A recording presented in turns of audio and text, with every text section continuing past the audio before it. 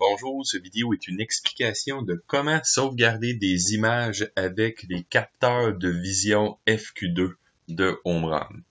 Donc, premièrement, pour sauver des images, nous avons besoin de une des deux choses suivantes, soit l'écran tactile, qui est un accessoire vendu séparément.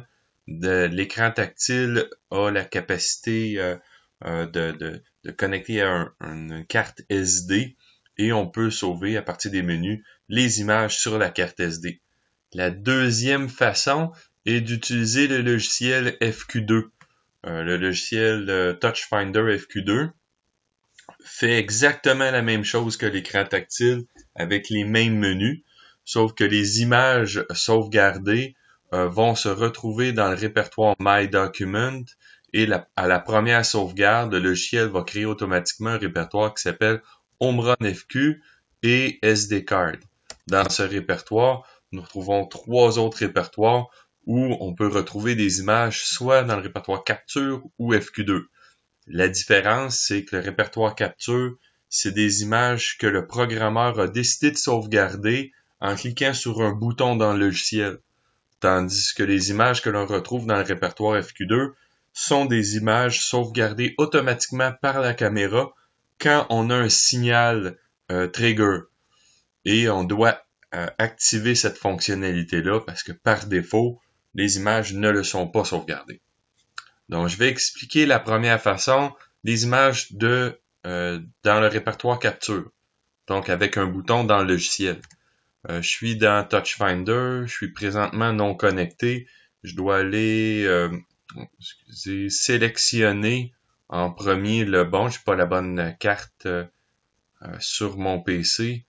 Donc, qu'est-ce que je vais faire? Je vais aller ici, dans Settings, je vais aller dans Ethernet et je vais sélectionner la bonne carte de mon PC. Bon, je suis présentement connecté sur mon FQ2.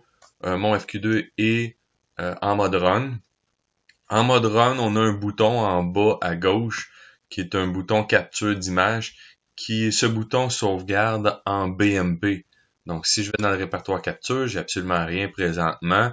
Je suis en mode Run, je pèse sur ce bouton et j'ai l'image présente de mon logiciel qui se retrouve en BMP ici.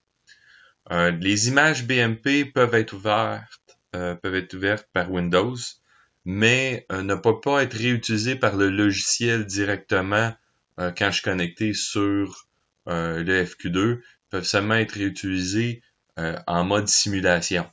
Ça peut être intéressant de sauvegarder les images dans un format qui s'appelle le IFZ, qui est le format de base du FQ2, parce que ces images peuvent être réutilisées par le logiciel afin de modifier notre programme.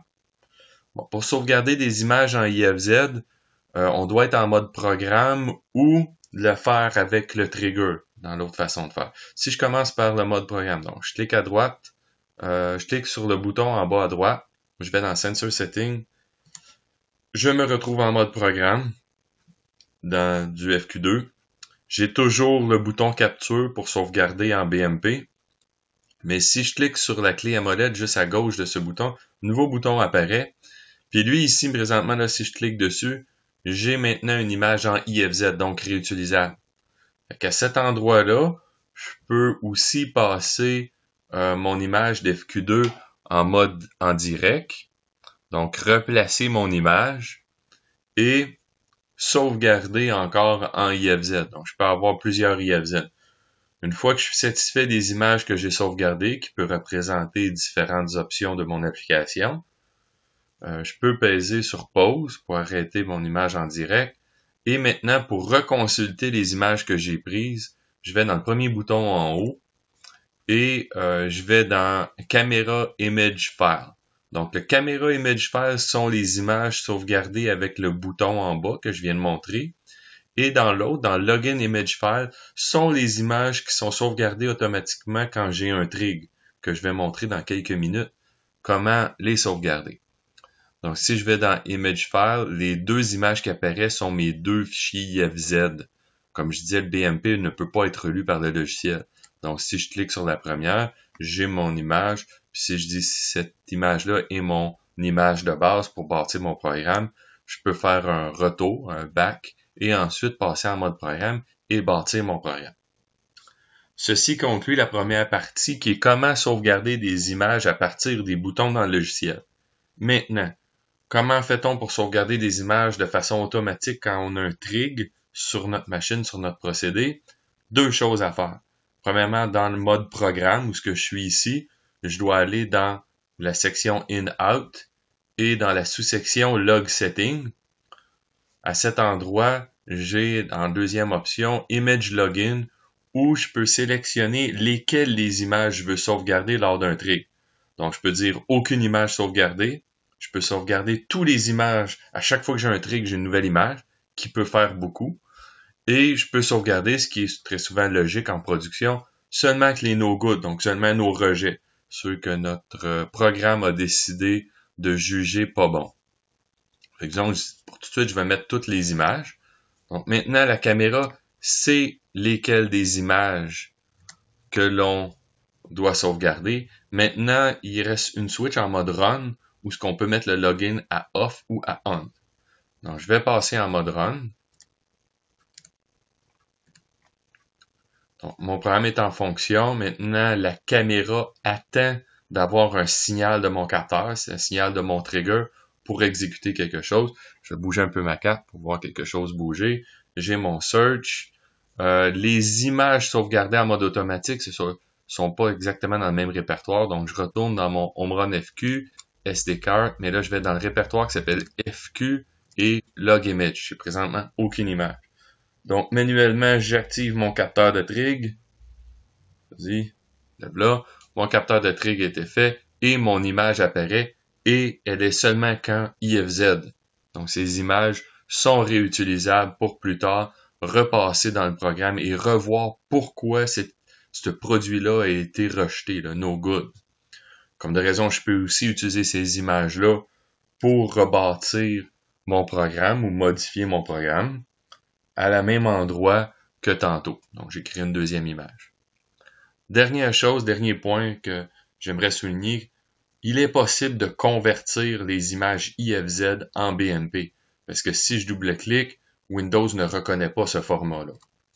C'est un convertisseur séparé. Il y en existe sur le web. Ils sont un petit peu difficiles à trouver. Omron en a un en particulier, qu'il retrouve sur son site. Il est également difficile à trouver. Donc, sur le web, je l'ai ajouté sur mon site. Donc, dans Google, on peut faire une recherche sur OMRONBZZ.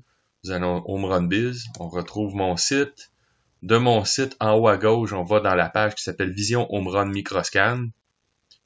Et de cette page, si je descends un petit peu, il y a un fichier qui est téléchargeable, un fichier zip qui s'appelle IFZ2Bitmap. De ce fichier, ce n'est pas une installation, ce n'est qu'un exécutable. Donc, on dézip, ça crée tous ces fichiers-là. L'exécutable est ici. Je double-clique dessus. Je dis Run. Quand on ouvre cet exécutable-là, ça apparaît en japonais. Étant donné qu'Omron est japonais, la bonne façon pour pouvoir passer en anglais, le dernier bouton en haut à gauche avec un L à côté, L pour langage, je clique dessus et je prends la deuxième option. Je tombe en anglais. Donc, si je retourne ici, donc mes deux fichiers IFZ, je veux les convertir en BMP, c'est très simple. Je peux sélectionner soit le répertoire complet, il va transférer mes deux fichiers simultanément, ou je dis Select File. Si je vais dans Select File, et je vais dans mon répertoire Omron FQ, SD Card FQ, Log Image, je retrouve mes deux fichiers que j'ai sauvegardés. Je fais simplement qu'en sélectionner un, faire Open, et c'est fait. Le convertisseur l'a converti. Maintenant, dans Windows, si je double-clique dessus, j'ai maintenant la vraie image. Donc, j'espère que cette vidéo va vous aider. Si vous avez des questions, contactez-moi sur OmronBiz.